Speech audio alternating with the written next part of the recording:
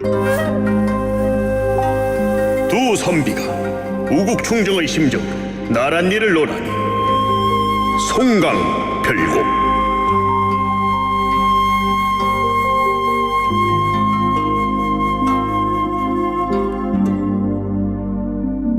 뉴스 파이팅 배승입니다. 4부를 시작합니다. 띠리리리리리리리. 안녕하세요.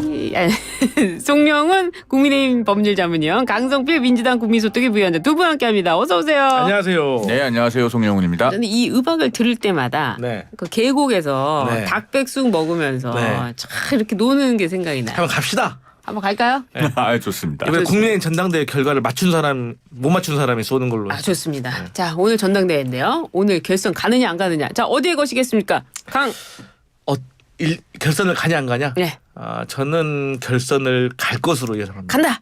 결선 없습니다. 없습니다. 좋습니다. 그럼 누가 닭백숙을 사는지는 오늘 오후 4시 반에 저희가 카톡 보내드리겠습니다. 알겠습니다. 알겠습니다.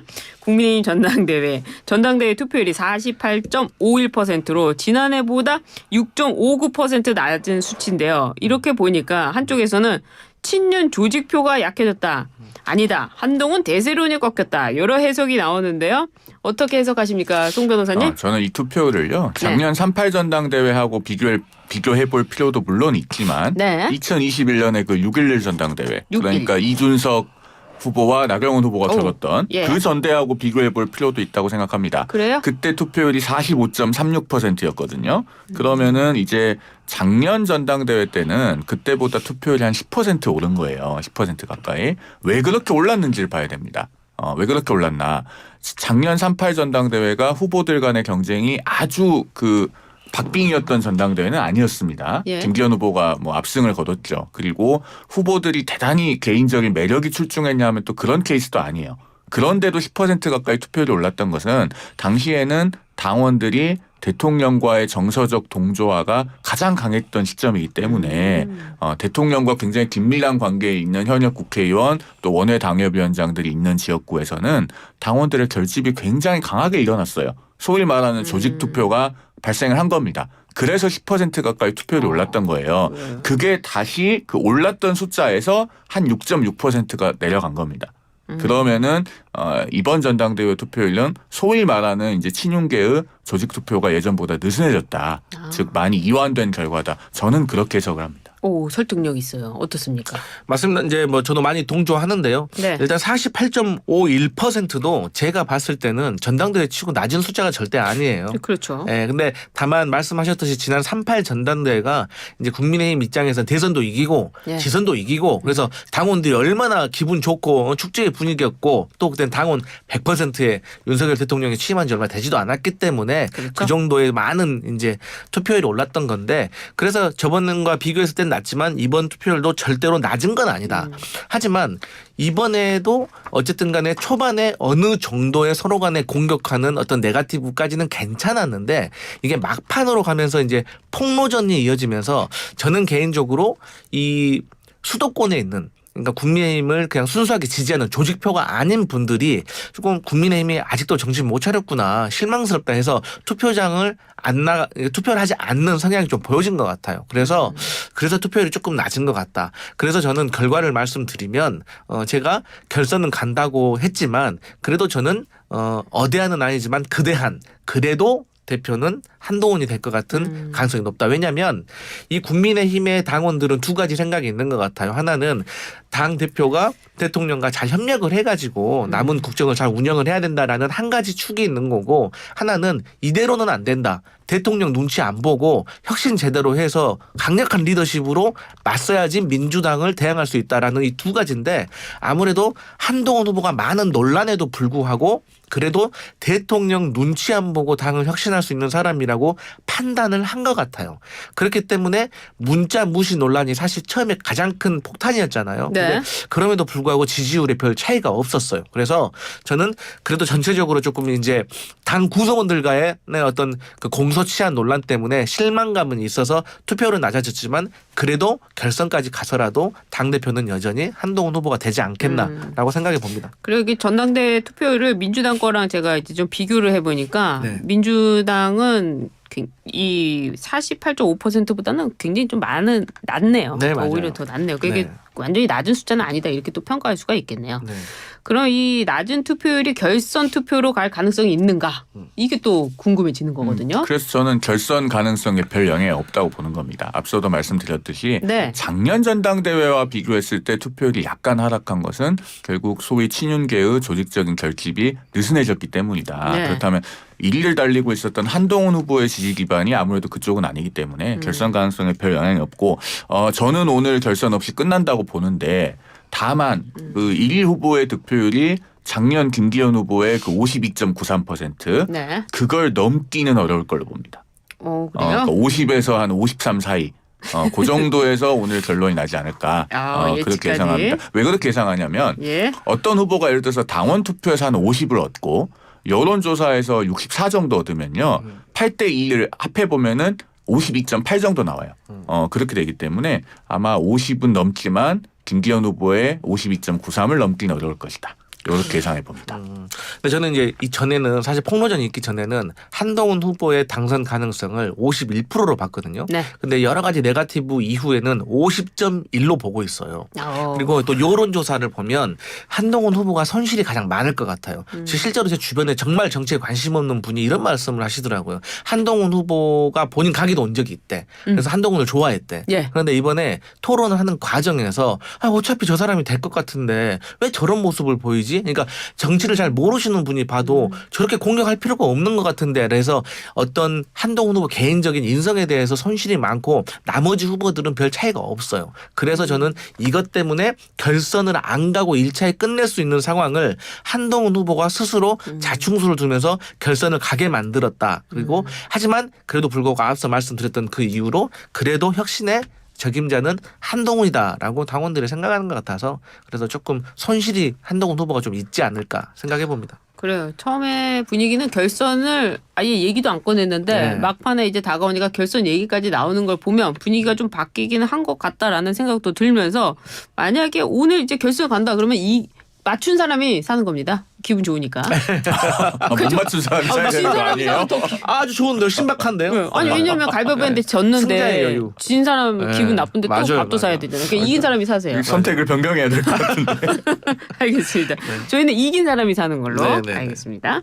한동훈 후보가 공개한 나경원 후보의 공소 취소 부탁 폭로가 막판 쟁점으로 부상을 했는데 당내에서는 벌써부터 전당대회 휴유증에 대한 우려도 제기되고 있습니다. 공소 취소 부탁 이 막판 쟁점 어떻게 보셨어요?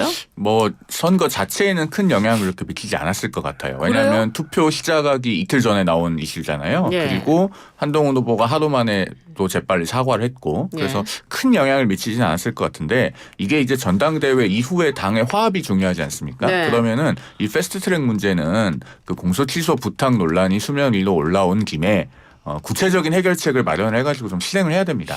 제가 봤을 때는 네. 이건 여야가 공동으로 좀 처벌 불원서를 제출하고 법원에 그다음에 국회 차원에서도 이건 재발 방지 그리고 처벌을 원하지 않는다. 최대한 선처해달라라는 취지의 국회 결의를 좀 해서 법원에 전달할 필요가 있다라는 생각이 들어요. 그렇게 해서 지금 국민의힘에서 23명의 전현직 국회의원 또 황교안 전 대표 그다음에 보좌관 당직자 3명 이렇게 27명이 지금 기소가 돼 있지 않습니까? 민주당도 10명 기소돼 있어요. 전현직 의원 5명. 예를 들면 뭐 박범계 의원, 네. 박주민 의원, 뭐 표창원 전 의원 이런 분들 다 기소가 돼 있고 민주당도 보좌관 당직자 한 5명 기소돼 있죠. 그러니까 이건 여야가 공통된 문제이기 때문에 이참에 좀 공론화를 해서 이건 해결 방안을 모색을 해야 됩니다. 이거는 정치의 사법화의 정점에 이른 사건이기 때문에 국회에서 빚어진 충돌로 이 많은 분들의 피선거권이 한꺼번에 제한되는 상황이 오면은 그게 바람직하다고 보긴 어려워요.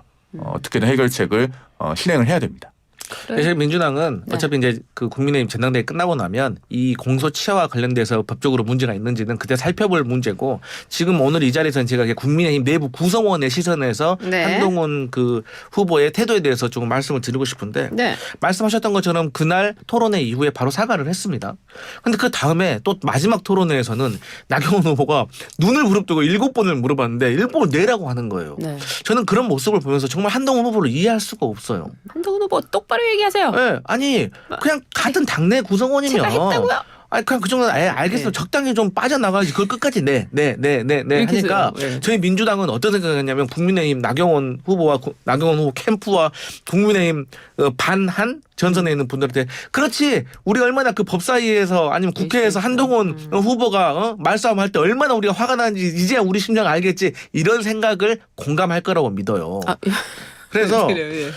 아니 그리고 또 사과를 한 다음에 사과를 했는데 왜 또 태도를 돌변하는 그거 거예요? 좀, 네, 예. 그거는 저는 정말 좀 이해할 수가 없어요. 아마도 저는 한동훈 후보가 이거는 나중에 내가 여당 야당 이렇게 중립적으로 내가 하는 사람이다라는 이미지를 부각시켜서 전당대회는 무조건 내가 당대표가 될 것 같은 자신감 이제 그 이후에 중도 확장까지를 노리면서 전선을 바꾼 것 같다. 하지만 저는 이게 내부 현역 의원들한테는 큰 감정선에 파장을 줬다고 봐요. 그래서 당장 얼마 전만 해도 법사위에서 연좌농성 했잖아요. 예. 그런 거 이제 쉽게 하기 어려울 거예요. 그것도 어떻게 보면 물리적인 충돌이 있으면 그것도 바로 국회 선진화법입니다. 그러니까요. 그래서 누군가 당이 나를 지켜주지 않는다는 이 감정성 되게 중요하고 과거에 이재명 대표도 단식을 했었잖아요. 그때 네. 분위기 별로 안 좋았거든요. 예. 그런데 아무리 인기 없는 당대표라고 하더라도 어떤 단식이라든지 농성에 나가잖아요. 그러면은 응집이 됩니다. 그런데 앞으로 한동훈 후보한테 그런 것이 조금 기대하기 어려울 수 있다. 저는 그런 손실이 있었을 것이다. 요건 제가 좀 해설을 드려야 될 것 같아요. 네. 변호사기 때문에. 네. 왜냐하면 한동훈 후보가 그 마지막 6차 SBS 토론회에서 예 했던 장면은 그게 법적인 의미가 있는 거예요. 왜냐하면 나경원 후보가 당 전체에 기소된 사람들의 부탁을 받고 청탁을 했다 이런 게 되면은요. 나머지 26명이 다 문제가 돼요. 뭐 청탁금지법상 나경원 후보도 제3자를 위한 청탁이면 과태료를 물어야 되고 그걸 부탁한 나경원 후보에게 부탁해달라고 요구한 사람들도 과태료를 물어야 됩니다. 더 큰 문제는 27명이 다 같이 기소가 돼 있는데 나경원 후보의 개인적인 부탁이 아니고 이게 전체가 공동을 한 게 되면은 나머지 26명에게도 양형상 불리한 사유가 될 수 있어요. 이건 굉장히 중대한 문제입니다. 왜냐하면 법무부 장관이 공소 취소를 지휘해서 풀 수 있는 문제가 아니기 때문에 그건 적절한 종류의 부탁이라고 보기가 어렵고 그러면 나머지 26명에게 양형상 불리한 이유가 되면은 한동훈 후보로서는 더 큰 문제를 초래하게 되는 거죠. 그러니까 애초에 거론을 안 했더라면 좋았겠지만 한 번 거론해서 수면 위에 올라온 이상 한동훈 후보로서는 더 이상 법적으로 문제가 안 되는 방향에서 이 사건에 대해서 코멘트를 해야 될 필요가 있는 거예요. 그런 함의가 담겨 있는 법리적인 의미가 있는 답변이었다. 저는 그렇게 봤습니다. 네, 제가 그래서 이제 한동훈 후보 지적하는 게 세상을 아직 검사의 시각으로 합법 불법으로만 판단을 하는 거예요. 그러니까 사랑을 책으로 보는 경우인 거예요, 지금. 그러니까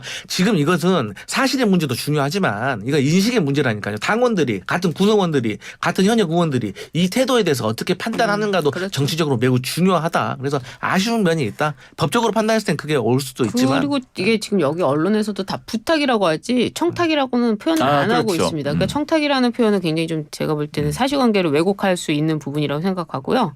그리고 홍준표 시장이 본인의 페이스북에 이런 글도 썼었죠. YS 김영삼 전 대통령 집권 후에 포철 회장 박태준 씨의 조사 포탈 사건도 공소 취소한 전례가 있다. 그러니까 이게 반드시 못할 것도 아니라는 점을 좀 지적하는 부분도 있는데 네, 그거는 1995년 사례니까 벌써 29년 된 거 아닙니까? 그렇다 하더라도 그때랑 지금이랑 검찰권 행사의 스탠더드가 좀 많이 다르죠.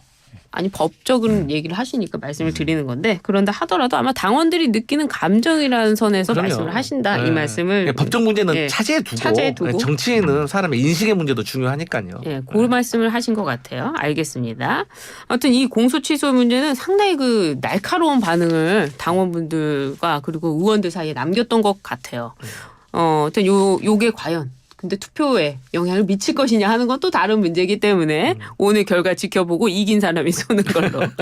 그리고 또 이제 민주당 소식 넘어가 보도록 하겠습니다. 민주당과 조국혁신당 전당대회에서 이재명 후보와 조국 후보는 뭐 99% 홀로 나와서 99%였고 이재명 후보는 뭐 90%가 넘는 득표를 기록했는데 이런 모습 어떻게 보십니까? 2023년, 그러니까 작년이죠. 예. 9월 26일에 북한에서 지방인민회의 대의원 선거라는 걸 해요. 북한에서는 과거에는 찬성률이 100%였는데요. 예. 요새는 북한에서도 반대표를 한두 표씩 던지게 하고 그걸 체제 선전에 활용을 합니다. 그래요? 이 지방인민회의 대의원 선거에서 네. 그 도 직할시 대의원 선거 찬성 투표율이 99.91%가 나왔어요. 예. 이거 조선중앙통신에 보도가 돼가지고 예. 우리나라 언론에서도 보도가 된 내용입니다. 그래요? 그 조국혁신당 조국 대표의 당대표 찬성률 99.9%는 네.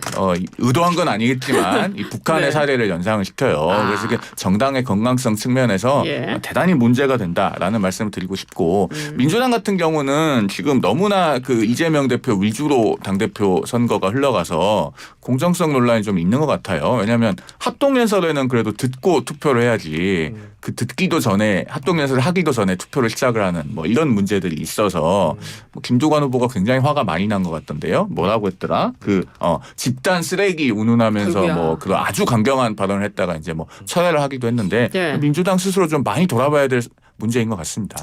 맞습니다. 저는 일단 넉넉하게 1위를 하고 있는 후보는 항상 2위, 3위 다른 후보들을 배려하는 게 저는 옳다고 생각을 해요. 그렇기 때문에 그런 것에 대해서 김두관 후보가 이의를 제기했으면 전 받아주는 것이 더 여유 있는 사람으로서 맞다고 봐요. 예. 근데 이제 당에서는 일정상 또 피치 못할 사정이 있었다고 하기 때문에 그리고 저는 합동연설회보다 네. 사실 토론회가 더 많아야 된다고 생각을 해요. 합동연설회는 사실 조직력이잖아요. 그렇죠. 그렇기 때문에 얼마나 뭐 나 좋아하는 사람들 모아놓고 하는 얘기잖아요. 하지만 근데 많이 안 모이더라고요. 그러니까 토론회를 해야지 그래도 김두관 후보로서도 한번 역전을 해보거나 반전을 하거나 이슈를 만들 수 있는 어떤 그런 계기가 마련될 텐데 그게 조금 없었다는 게 좀 많이 아쉽고요.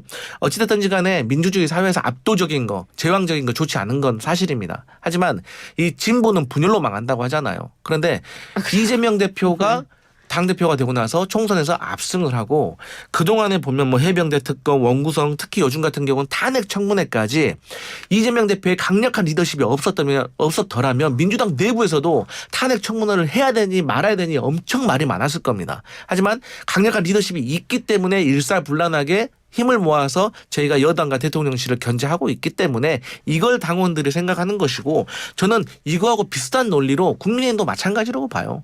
그러니까 한동훈 후보도 많은 논란이 있고 많은 손실이 있었음에도 불구하고 이 사람이 잘할 수 있다는 압도적인 지진 거거든요. 그렇기 때문에 네. 저는 이게 3당이 좀 뉴노멀인 것 같아요. 뉴 노멀. 네. 잠깐 바다를 건너가서 미국 민주당 얘기를 좀 하면 네. 어제 그 아침에 바이든 대통령이 후보 사퇴했잖아요. 네.